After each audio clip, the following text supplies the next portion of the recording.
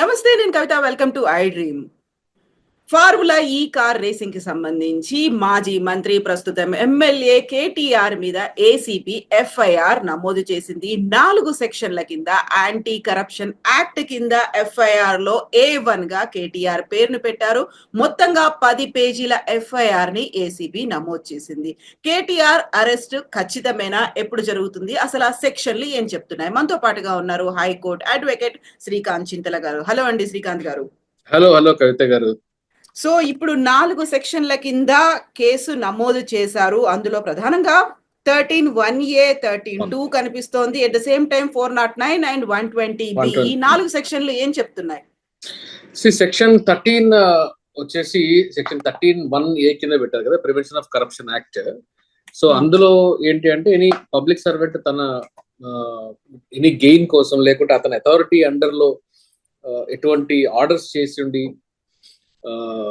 Corruption కి పాల్పడినాడు అని చెప్పేసి ఉంటే, ఆరోపణలు ఉంటే సెక్షన్ 13(1A) మామూలుగా పెడతారండి. లాంగ్వేజ్ వచ్చేసి అంటే అతని కోసం, అతని స్వలాభం కోసం కానీ, లేదా ఇంకొకరికి లాభం చేయడానికి కానీ, లేదా ఒక వ్యక్తికి లేకుంటే గవర్నమెంట్ కి నష్టం కలిగించే ఏ పనైనా చేసి ఉంటే అది 13(1A) కింద, ప్రివెన్షన్ ఆఫ్ కరప్షన్ యాక్ట్ కింద ప్రాసిక్యూట్ చేస్తారండి. 13(2) ఏంటి అంటే పనిష్మెంట్ డిఫైన్ చేస్తుంది బేసిక్ గా. సో అందులో అప్ టు 10 years వరకు పనిష్మెంట్ ఉంటుంది.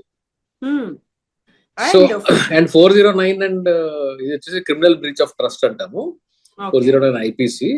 సో క్రిమినల్ ఓల్డ్ కాబట్టి, ఆ టైంలో జరిగిన ఆఫెన్స్ కాబట్టి, though it is reported now 409 IPC, కొత్త అంటే BNS కాకుండా 409 IPC and 120B is criminal conspiracy.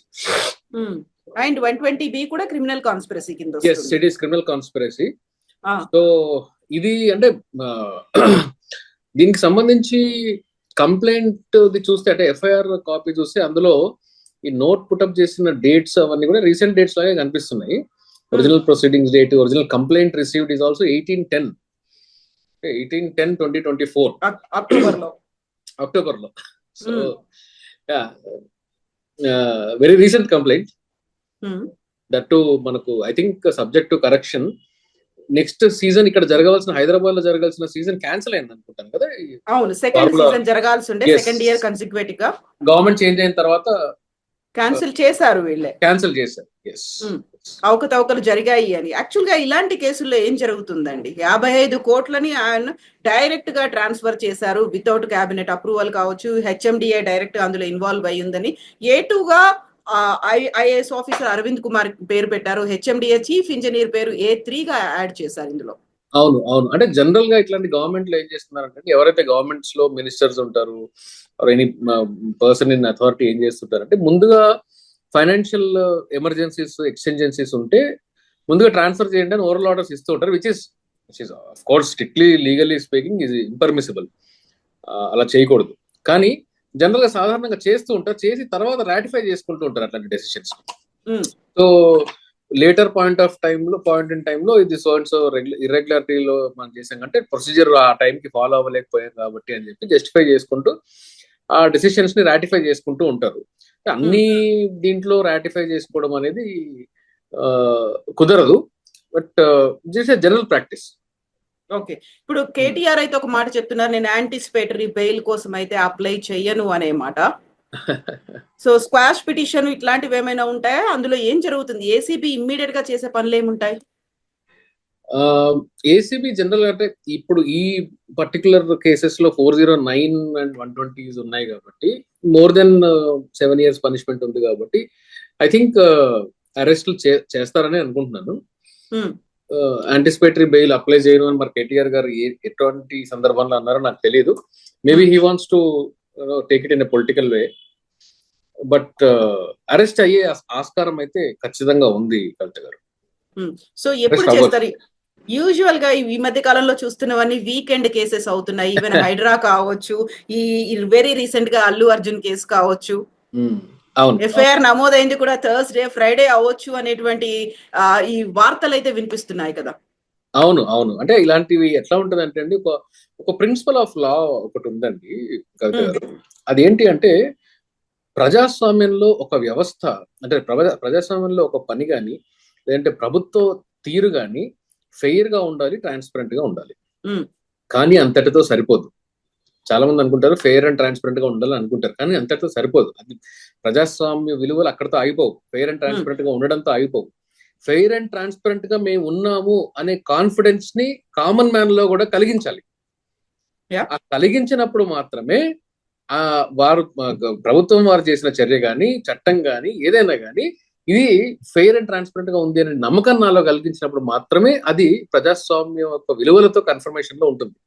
So ఇప్పుడు ఏంటంటే మీరు అన్నది వీకెండ్ అరెస్టులు చేయడం, వీకెండ్ లో ఎఫ్ఐఆర్లు కట్టడము, వెంటనే అరెస్టులు చేసి వీకెండ్ లో బెయిల్ రాకుండా చేసేస్తాము, డిటైన్ చేస్తాము అని అనుకోవడం అనేది ఇది అంటే ప్రాపర్ సిగ్నల్స్ ఇవ్వదు అనడానికి ఛాన్స్ అయితే ఉంది ఖచ్చితంగా.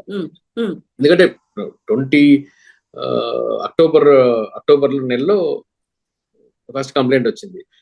208 పేజెస్ అంట, మరి ఏందో నా ముందు లేదు. 208 పేజెస్ రిపోర్ట్ బేస్ చేసుకొని ఆఫ్టర్ 2 months ఒక ఎఫ్ఐఆర్ జరిగింది. ఎఫ్ఐఆర్ చేయడానికన్నా ముందు పబ్లిక్ సర్వెంట్స్ ఉన్న వాళ్ళు శాంక్షన్ తీసుకోవాలి, గవర్నమెంట్ నుంచి శాంక్షన్ తీసుకోవాలి. పైగా ప్రివెన్షన్ ఆఫ్ కరప్షన్ యాక్ట్ లో కూడా మీకు శాంక్షన్ తీసుకోవడం అనేది మ్యాండేటరీ. పర్టికులర్లీ మళ్ళా వీళ్ళు పబ్లిక్ సర్వెంట్స్ లో ఉన్నారు కాబట్టి, పబ్లిక్ రిప్రజెంటేటివ్స్ గా కూడా ఉన్నారు కాబట్టి సిఆర్పిసి లో ప్రావిజన్స్ ఉన్నాయి. They have to seek permission. Permission లో ఏమన్నా లేట్ అయిందేమో తెలియదు మరి ప్రాసిక్యూట్ చేయడానికి. కానీ జనరల్ గా ఏంటి అంటే ఇట్లాంటివన్నీ కూడా కవిత గారు, కరప్షన్ ఎక్కడ జరిగినా కానీ ఆపి తీరాలి. కరప్షన్ ఎవరు చేసినా కానీ, ప్రభుత్వంలో ఉన్న వాళ్ళు చేసినా ఎవరు చేసినా కానీ కరప్షన్ లో దానిలో ఎటువంటి రిలాక్సేషన్ లేదు. జైలుకి వెళ్లాల్సిందే, కామన్ మ్యాన్ లాగా అన్ని ఫేస్ చేయాల్సిందే. కానీ ఏ టైంలో చేస్తున్నాము, ఎలా చేస్తున్నాము అనే విధానాన్ని, ప్రభుత్వాలు తీసుకునే విధానాన్ని కూడా మనము గమనించాలి. అది ప్రభుత్వంలో ఉండే పెద్దలు కూడా ఆలోచించాలి. లేకపోతే ఏమవుతుందంటే స్పెక్యులేషన్స్ ఎక్కువ దారి తీస్తుంది. ఎందుకంటే బహుశా ఒక వ్యక్తి కరప్షన్ చేశాడని అనుకున్నాం, అది మాజీ ముఖ్యమంత్రి గారు కావచ్చు, మాజీ ప్రధానమంత్రి గారు కావచ్చు, ప్రస్తుతం ఉన్న ప్రధానమంత్రి, ముఖ్యమంత్రి కూడా కావచ్చు. కానీ వాళ్ళు తప్పు చేశారు అనేది ఒకటైతే, ఇది పొలిటికల్ గా కక్ష తీసుకుంటున్నారా, పొలిటికల్ కేసుల్లాగా కనిపిస్తున్నాయా, పొలిటికల్ వెంజన్స్ లాగా ఉందా అనే ఆస్కారాన్ని పొలిటికల్ పార్టీస్ కానీ, గవర్నమెంట్స్ కానీ కల్పించకూడదు. అట్లాంటి చర్యలు తీసుకుంటే, ఇప్పుడు ఫర్ ఎగ్జాంపుల్ మీకు చెప్తాను, control and audit general body, CAG అంటారు కదా, ఏజీ రిపోర్ట్ అది. అయితే వీళ్ళు దేశంలో ఉండే ఆర్థిక వ్యవస్థకి వాటిని బ్యాలెన్స్ చేయడానికి, అంటే ట్రాన్స్పరెన్సీ మెయింటైన్ చేయడానికి ఇది ఒక one of the back bone అవుతుంది అని చెప్పేసి అప్పట్లోనే కాన్స్టిట్యూంట్ అసెంబ్లీ టైంలోనే రాజ్యాంగ నిర్మాతలు దాని గురించి అభిప్రాయపడ్డారు. కానీ రీసెంట్ వరకు కూడా అది ఒక డెడ్ బాడీ లాగా ఉండేది, ఒక ఆర్గాన్, ఒక డెమోక్రటిక్ సిస్టమ్ లో ఒక డెడ్ ఆర్గాన్ లాగా ఉండేది. కానీ ఎప్పుడైతే ప్రొయాక్టివ్ గా పనిచేయడం స్టార్ట్ చేసి చాలా స్కామ్లు కూడా బయటకు రావడం చూసాం. అవును, అంటే ఇండిపెండెంట్ బాడీస్ గా ఉండవలసిన ప్రభుత్వ ఎగ్జిక్యూటివ్, ప్రభుత్వ ఉద్యోగులు, వ్యవస్థలు కూడా ఇండిపెండెంట్ గా ఉండి, ప్రభుత్వంలో ఉన్న వాళ్ళు పెద్దలు తప్పు చేసినా కానీ వాళ్ళ గవర్నమెంట్ లో ఉన్న వాళ్ళ మీద కూడా వాళ్ళ చర్యలు తీసుకోవాలి. There are provisions, there are enough laws, ఆ చట్టాలు ఉన్నాయి. ప్రభుత్వం మారిన తర్వాత నేను గత ప్రభుత్వాలు చేసిన దాని మీద చర్యలు తీసుకుంటున్నాను అనేటప్పుడు ఖచ్చితంగా అందరూ కూడా ఇది వీకెండ్ ఎఫ్ఐఆర్ అని, వీకెండ్ అరెస్ట్ అని అనుకునే ఛాన్స్ అయితే ఖచ్చితంగా ఉంటుంది. ఎగ్జాక్ట్లీ, ఖచ్చితంగా ఉంటుంది. కానీ దానికి కాంట్రిబ్యూట్ చేసేది కూడా ఈ విధానం, వీళ్ళు అడాప్ట్ చేసుకునే విధానం మాత్రమే. కాకపోతే ఇలాంటి డౌట్లు వస్తాయి కాబట్టి పక్కాగా ప్రొసీజర్ ప్రకారం మేము ముందుకెళ్తున్నాము అన్నట్టుగా ప్రజాప్రతినిధి కాబట్టి గవర్నర్ దగ్గర నుంచి ఒక గ్రీన్ సిగ్నల్ కూడా తీసుకున్నారు. ఆ తర్వాతే కేబినెట్ నిర్ణయం తీసుకుంది, ఆ తర్వాత ఏసీబీకి అప్పగించారు. ఏసీబీ ఇప్పుడు ఎఫ్ఐఆర్. కరెక్ట్, గవర్నర్ నుంచి పర్మిషన్ తీసుకోవాలి. శాంక్షన్ లేనిదే ఈ కేసులో ప్రాసిక్యూట్ చేయడానికి వీల్లేదు. ఇన్ఫాక్ట్ ప్రాసిక్యూషన్ లెవెల్, ప్రిలిమినరీ ఎంక్వైరీకి శాంక్షన్ ఏం అక్కర్లేదు, ప్రాసిక్యూషన్ లెవెల్లో కావాలి. సో గవర్నర్ అసెంట్ తీసుకోవడం, గవర్నర్ శాంక్షన్ తీసుకోవడం అనేది మ్యాండేటరీ ప్రొసీజర్ కాబట్టి అది ఫాలో అయ్యి తీరాలి. And prevention of corruption act లో కూడా సెక్షన్ 17 ఒకటి ఉంటుంది. Even according to that also వీళ్ళు దే ఆర్ డ్యూటీ బౌండ్, ఏ లెవెల్ ఆఫీసర్ చేయాలి అనే దాని మీద ప్రొసీజర్ ఉంటుంది. ఆ ప్రొసీజరల్ ల్యాబ్స్ నాకు తెలిసి ఈ 2 నెలల గ్యాప్ కూడా వచ్చింది కాబట్టి ప్రిలిమినరీ రిపోర్ట్ నుంచి ఇప్పుడు దాకా, అక్టోబర్ నుంచి ఇప్పుడు దాకా ఐఎమ్ అజ్యూమింగ్ దట్ ప్రొసీజర్ కూడా ఫాలో అయ్యే ఉండుంటారు అని అనుకుంటున్నాను. ఎందుకంటే నేను మొత్తం ఇంకా డీటెయిల్డ్ గా చదవలేదు. ఆ 10 pages ఎఫ్ఐఆర్ ఏదో ఉంది. ప్రొసీజర్ ఫాలో అయ్యి ఉంటారని అనుకున్నాను. సో ప్రొసీజర్ ఫాలో అయ్యి ఉంటారు కాబట్టి మరి యాంటిసిపేటరీ బెయిల్ వేసుకున్నా, క్వాష్ పిటిషన్లు వేసుకున్నా ఇమీడియట్ రిలీఫ్ రాకుండా ఉండడానికి ఆస్కారం ఎక్కువ ఉండే ఛాన్స్ కనబడుతుంది. అయితే ఇప్పుడు యాంటిసిపేటరీ బెయిల్ కోసం నేను వెళ్ళను అన్నప్పుడు కూడా అక్కడ స్టేషన్ బెయిల్ కానీ లేకపోతే మనం మొన్న చూసినటువంటి ఇంటరిమ్ బెయిల్ కానీ ఇలాంటివి ఏమైనా ఉంటాయా? అంటే అనే వెరీ ఫన్నీ నోట్ అండి, నేను వాట్సాప్ లో బాగా సర్క్యులేట్ అవుతుంది. అదేంటి అంటే mister Allu Arjun got arrested in the afternoon. High court grants lunch motion in the afternoon. Evening he got arrested. Next day morning he was released in a quash petition. So justice works in India. From India lo న్యాయం పనిచేస్తుంది. It is just that you have to be rich అని, మీరు ధనవంతులు అయి ఉండాలి అంతే, అంతేగా న్యాయం మాత్రం పనిచేస్తుంది. న్యాయం సత్వర న్యాయం కూడా అందుతుంది ఇండియాలో, మీరు ధనవంతులుగా ఉండాలి దానికి అని చెప్పేసి ఒక సార్కాస్టిక్ గా ఒక వాట్సాప్ లో బాగా వైరల్ అవుతుంది మెసేజ్ చూస్తా. సో ఈ కేసులో మరి కేటీఆర్ గారు ఎలాంటి స్టెప్ తీసుకుంటారు, గవర్నమెంట్ దాన్ని ఎంత ఎఫెక్టివ్ గా అడ్డుకుంటుంది అనేది చూద్దాం. ప్రొసీజరల్ ల్యాబ్స్ నాకు ప్రైమ్ ఆఫీసే ప్రొసీజరల్ ల్యాబ్స్ కనిపించట్లేదు కాబట్టి కొంచెం టఫ్ కాల్ గా ఉండే ఛాన్సెస్ మాత్రం ఖచ్చితంగా ఉన్నాయి. అరెస్ట్ అవ్వడానికి కూడా ఛాన్సెస్ మాత్రం ఖచ్చితంగా ఉన్నాయి. సో ఇప్పుడు కేటీఆర్ కూడా అరెస్ట్ కోసం రెడీగా ఉన్నట్టుగా చెప్తున్నారు. హ్యాపీగా అరెస్ట్ అవుతారు, నేను లోపలికి వెళ్తాను, యోగా చేసుకుంటాను, ఫిట్ అండ్ ఫైన్ గా బయటకు వస్తాను, పాదయాత్రలు కూడా చేస్తాను అనే మాట. పర్లేదండి, అంటే జైలుకి వెళ్ళిన వాళ్ళు సీఎంలు అవుతున్న చరిత్ర మనకు సౌత్ ఇండియాలో బాగా ఈ మధ్య ట్రెండ్ అవుతుంది. జైలుకి వెళ్ళడం తర్వాత సీఎం అవడం. కేటీఆర్ గారికి కూడా అలాంటి ఆస్పిరేషన్ ఏమైనా ఉందేమో. సో ఇప్పుడు పెట్టినటువంటి ఈ 10 పేజీల ఎఫ్ఐఆర్ లో 4 సెక్షన్లు అంటే ఖచ్చితంగా వాటన్నిటిని ఒక పక్కాగానే ఫిక్స్ చేశారు, పక్కాగానే ఉన్నాయి కాబట్టి 7 నుంచి 10 ఏళ్ళు. అంటే ప్రివెన్షన్ ఆఫ్ కరప్షన్ లో 4 to 10 years ఉంటుందండి. ఐపీసీ 409 వాటిలో 10 years వరకు ఉంటుంది. కాబట్టి అంటే మాక్సిమం 10 years జైలు శిక్ష పడే ఛాన్స్, అంటే అన్ని ప్రొవిజన్స్ కలిపి కూడా maximum 10 years. 13(2) is also 10 years అనుకుంటారు. Subject to correction, it is 10 years. Okay, అయితే ఇక్కడ మాత్రం బీఆర్ఎస్ వైపు నుంచి కేటీఆర్ చెప్తున్నటువంటి ఒక మాట, ఇది ఒక ఫ్రేమ్డ్, ఒక ఫ్యాబ్రికేటెడ్ కేసుగా చెప్తున్నారు. ఒక అబద్ధపు కేసులో కక్షపూరితంగా ఇరికించేటువంటి కుట్ర జరుగుతోంది, ప్రయత్నం చేస్తున్నారు అనే మాట. అంటే నేను అదే చెప్తున్నా, గవర్నమెంట్ లో ప్రొసీజరల్ ల్యాబ్స్ లో అయ్యి ప్రొసీజర్ ఫాలో అవ్వకుండా ప్రొసీజర్ ఫాలో అవ్వకుండా ఫైనాన్షియల్ గ్రాంట్స్ చేయడం ఏం కొత్త ఏం కాదు. ఏం చేస్తారంటే సాధారణంగా తర్వాత దానికి కావాల్సిన అప్రూవల్స్ అన్ని చేసుకుంటూ ఉంటారు. అంటే ప్రభుత్వం మాదే కాబట్టి అన్ని చేసుకుంటూ ఉంటారు. అది తప్పు కూడా. ఐఎమ్ నాట్ ఎంకరేజింగ్ దట్, అది తప్పు కూడా. కాబట్టి వాళ్ళ ప్రభుత్వం ఉంటే ఇది బయటకు కూడా వచ్చేది కాదు, ఈ ప్రొసీజర్ ల్యాబ్స్ కూడా బయటకు వచ్చేది కాదు.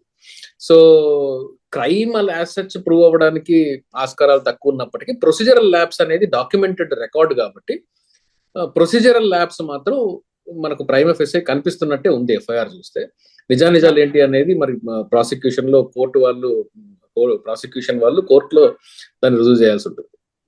యాజ్ ఆఫ్ నౌ అయితే హెచ్ఎండిఏ అగ్రిమెంట్ లో లేకుండా అది ఒక స్టాట్యుటరీ బాడీ, ట్రైపార్టీ అగ్రిమెంట్ ఒకటి జరిగింది. ఆ ట్రైపార్టీ అగ్రిమెంట్ హెచ్ఎండిఏ పార్టీ కాదు. పార్టీ కాకుండా కూడా హెచ్ఎండిఏ నుంచి 50 కోట్లు 55 కోట్లు ఇచ్చారు అనేది ఒక అలిగేషన్.